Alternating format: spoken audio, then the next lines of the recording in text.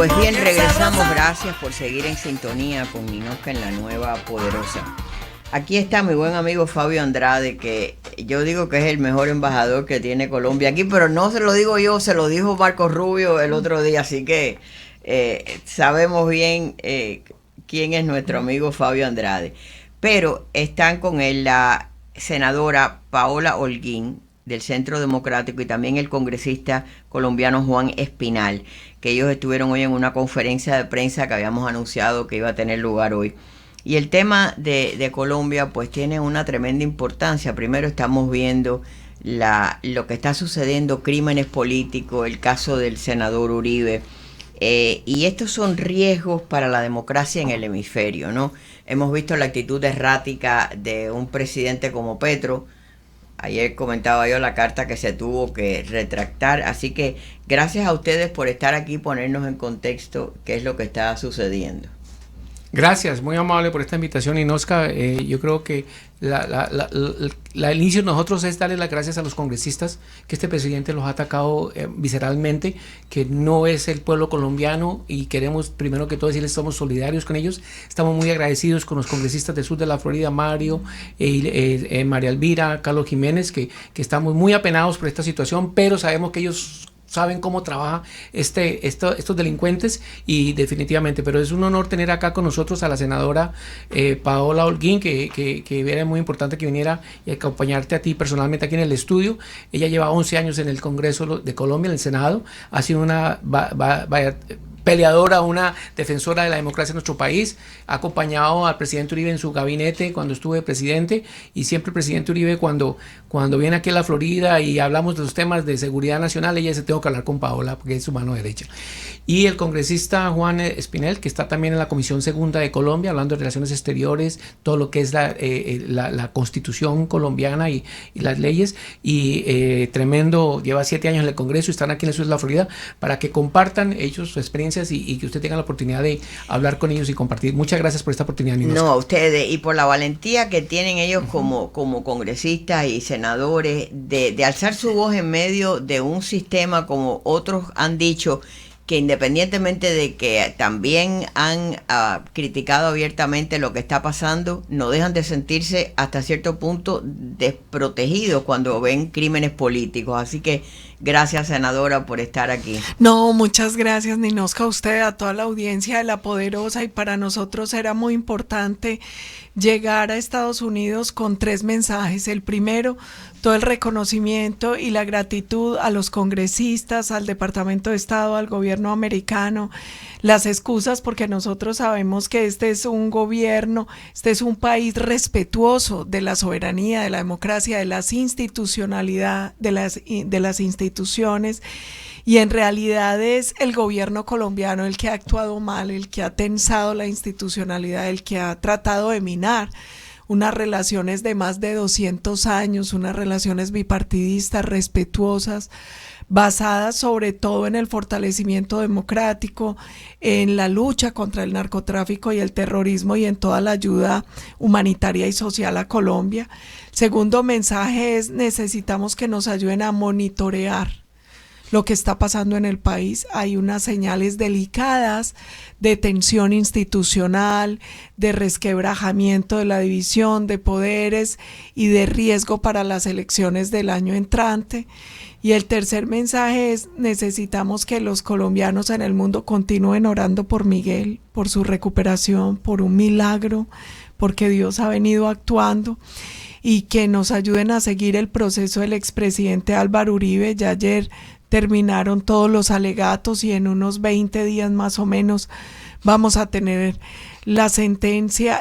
Nosotros sabemos que este ha sido un proceso muy complejo, un lawfare, un proceso que evidencia el daño que hace la interferencia de la política en temas de justicia, y por eso necesitamos que la comunidad internacional esté muy atenta a lo que va a pasar en este caso.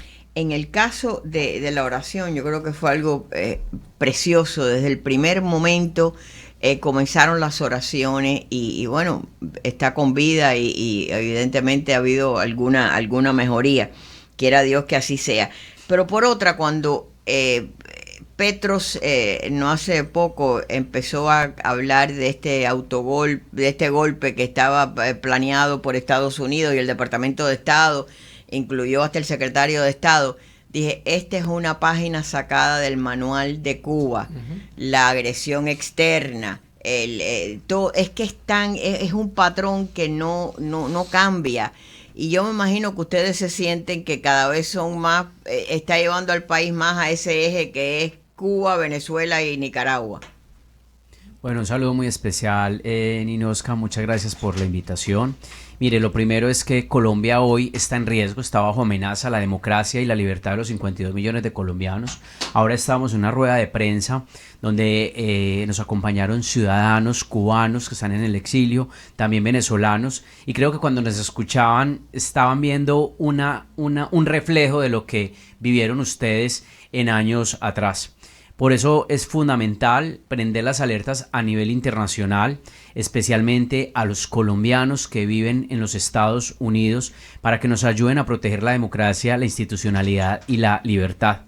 Lo decía la senadora hace unos minutos en la rueda de prensa, que estos tipos de extrema izquierda llegan vía democracia al poder para implementar una dictadura y acabar con la libertad de los ciudadanos. Y esa es la amenaza que nosotros estamos presenciando en Colombia. Gustavo Petro amenaza la institucionalidad, amenaza a los periodistas, amenaza al gobierno americano, que es fundamental para nosotros, una relación de más de 200 años desde el punto de vista comercial y de diplomacia. Más del 35% de las exportaciones de Colombia llegan a este país: banano, hidrocarburos, aguacate, café, flores. Y el presidente Gustavo Petro lo que hace es atacar a los congresistas americanos y al presidente Donald Trump.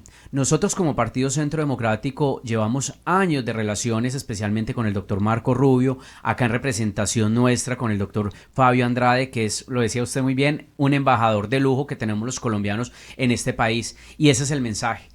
Si al presidente Gustavo Petro no le interesan las relaciones con los Estados Unidos, a nosotros como partido sí, como congresistas sí, lo respetamos, lo valoramos y les agradecemos por creer en nuestro país. Y esperamos que Gustavo Petro el 7 de agosto del próximo año se vaya para restablecer relaciones, por ejemplo, con Israel y afianzar las relaciones comerciales y diplomáticas con los Estados Unidos. Fue impresionante la manifestación que se hizo el domingo después del atentado a Uribe, porque es un pueblo que no tiene miedo salir y manifestarse. Y la senadora hablaba de las tres cosas que pedía. Una es monitoreo, pero ¿cómo se puede llevar a cabo ese monitoreo teniendo en cuenta que hay un gobierno hostil, como en el caso de Petro? Yo creo que es muy importante ir prendiendo las alarmas. A uno lo angustia porque nosotros decíamos ahora, esto es un déjà vu. Hace 20 años, cuando uno prendía las alarmas en Venezuela, decían Venezuela no es Cuba. En Colombia, cuando prendíamos las alarmas, decían Colombia no es Venezuela.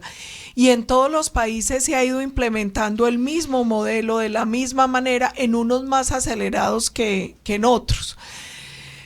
Para nosotros, ¿qué es importante? Primero, como bien lo decía usted, doctora Ninosca, esto es el mismo guión. Entonces hay un enemigo externo, el golpe viene de afuera, cuando en realidad hoy el golpe se lo está dando el propio Petro, porque él viene repitiendo de manera reiterada y su gabinete que no vamos a tener cómo garantizar elecciones en el 2026, cuando el responsable de garantizarlas es él es el presidente. Él tiene que garantizar la seguridad en todo el territorio, él tiene que garantizar que las elecciones se den de manera tranquila, libres y transparentes. Y él viene tensando de tal manera la institucionalidad, debilitándola de tal manera que pareciera que quiere evitar que tengamos elecciones. Por ejemplo, no le gusta que la empresa que durante varios años se ha ganado la licitación para imprimir la papelería electoral y los pasaportes lo siga haciendo. ¿Por qué no quiere? ¿Por qué no le sirve ahora? Él ganó con la papelería de esa empresa. ¿Qué problema tiene hoy? Bueno, ahora querrá a los amigos. Exactamente. La pregunta que uno se hace ¿es el tema de orden público? Bueno, entonces garantícelo ustedes que usted es el presidente, pero ahora la excusa no puede ser que hay temas que no van a permitir el proceso electoral, porque él tiene que garantizar que ese proceso se dé.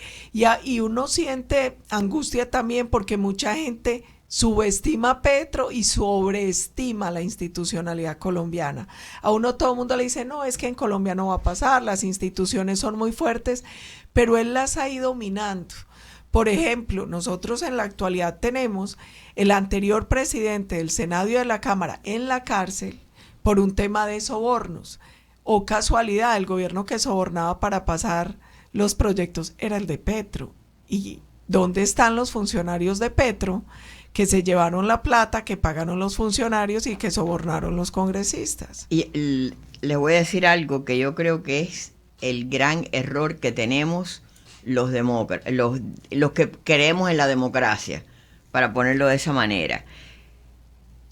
Está hablando de personas que están presos por corrupción. Los que tenían que haber estado presos eran los que cometieron los crímenes de la guerrilla y la narcoguerrilla como ellos, y aceptaron que fueran a una elección. Y eso nos pasó en Cuba, pasó en Venezuela. El delincuente no tiene derecho en lo que es en poner en vigor la democracia, en estar en ser capacitado para elecciones. Y yo lo siento, ya es cada vez que pasa es lo mismo. Y nos intimidamos con que no, que ellos tienen que tener una oportunidad.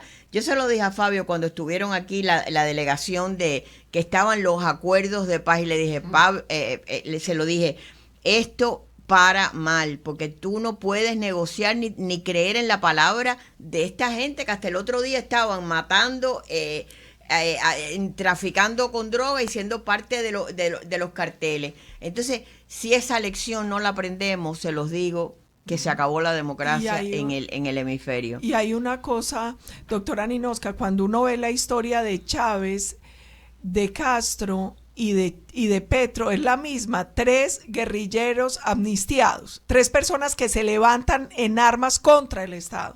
Los amnistían, terminan ganando democráticamente para destruir la democracia desde adentro. Hay un discurso muy poderoso de Díaz Balart que se llama la amnistía. Cuando fueron a votar la amnistía de Castro en Cuba, él votó en contra. Y él explicó claramente por qué: porque ellos no quieren la paz, no quieren la democracia, quieren destruir la democracia desde adentro.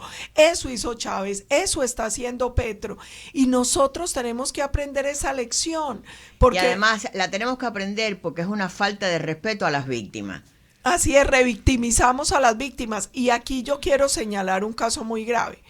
Primero, nosotros hoy tenemos 10 guerrilleros de la FARC en el Congreso legislando sin pagar un solo día de cárcel, responsable de crímenes atroces y de lesa humanidad. Algo que negó todo el tiempo Santos que iba a pasar, y pasó. Y 2, hace más o menos 15 días o 20 días, Petro se paró en una tarima entre la gobernación y la alcaldía de Antioquia y Medellín con 10 criminales. 9 de ellos salieron con una resolución ilegal de la cárcel a un acto político.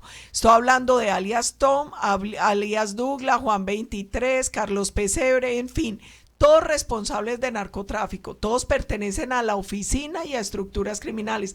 Tom, por ejemplo, pidió en extradición por Estados Unidos. Los para como políticos en una tarima a echar discursos y dice que es que ellos no son ningunos bandidos, que ellos son unos resocializados, que ellos están en la cárcel resocializándose. Sí, son campesinos con inquietudes sociales, como lo quieren definir. Sí. Y gravísimo, porque ¿y dónde quedan los derechos de las víctimas? Por eso te digo, este es el tipo de cosa que es la mayor falta de respeto a las víctimas. Cada vez que yo veo que quieren regenerar, que no, lo que tienen que estar es en la cárcel, a estos guerrilleros, gente, cómo llegó Castro al poder, igual, cometiendo crímenes, poniendo bombas en lugares donde habían civiles, no las ponían en los cuarteles, las ponían en los cines, en los restaurantes, en los nightclubs, y entonces hacen lo mismo. Hay que recordarle todos los días a ese pueblo colombiano lo que hicieron estos guerrilleros. Cuando yo vi cuando empezó todo este proceso, que una agencia de Madison Avenue, como todo, empezó a hablar de que les pusieron las lucecitas en la jungla, en las navidades, para que tú... Pero ¿qué tienes que tú ponle las luces a las familiares de las víctimas que ellos han asesinado? No, yo te digo que la democracia está en una situación muy frágil si no se toman las medidas. Y ustedes Los felicito porque cada día veo que alzan sus voces, que no tienen miedo en un país donde acabamos de ver un crimen horrendo de un intento de asesinato político. Sí, y ahí, Ninosca, yo creo que es muy importante también agradecer al gobierno de Estados Unidos, a los distintos organismos internacionales de investigación que se sumaron a la Fiscalía, a la Policía de Colombia y que han permitido que luego de un mes del atentado que tiene entre la vida y la muerte a Miguel Uribe, 5 personas estén ya capturadas, 5 personas que son muy importantes, entre ellos uno, alias El Costeño, que lo capturaron el 5 de julio en la madrugada y que al parecer es el enlace entre la estructura sicarial La Saga y la estructura criminal que parece está detrás de todo este atentado. Una de las hipótesis más fuertes hoy es que esto es orden de la segunda Marquetalia, es decir, justamente las FARC, justamente los amnistiados, justamente la gente que está gozando curules, partidos políticos que hoy tienen voz y voto y que al final, después del proceso, siguen delinquiendo, siguen secuestrando, asesinando, desplazando personas, traficando droga. Esa es una realidad.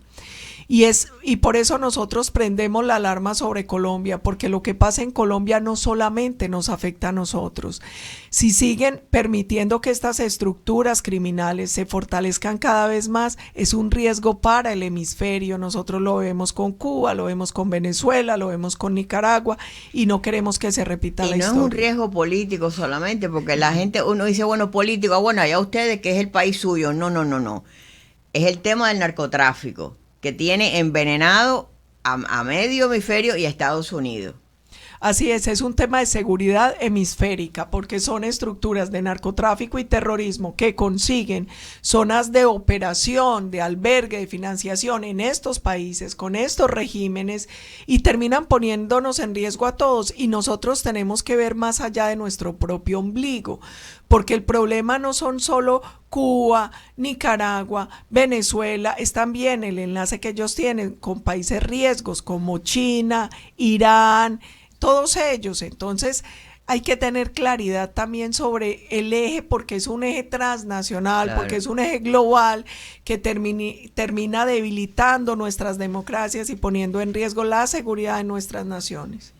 Pues les agradezco muchísimo el estar aquí, el hacer público hoy en esa conferencia de prensa lo que está sucediendo y que esa cooperación lleve a ese monitoreo que es necesario, porque de lo contrario, y nos corresponde a todos, esto no es de que es un asunto de Colombia, es un asunto de Venezuela, no, cada vez más vemos que todos estos regímenes afectan al resto del hemisferio.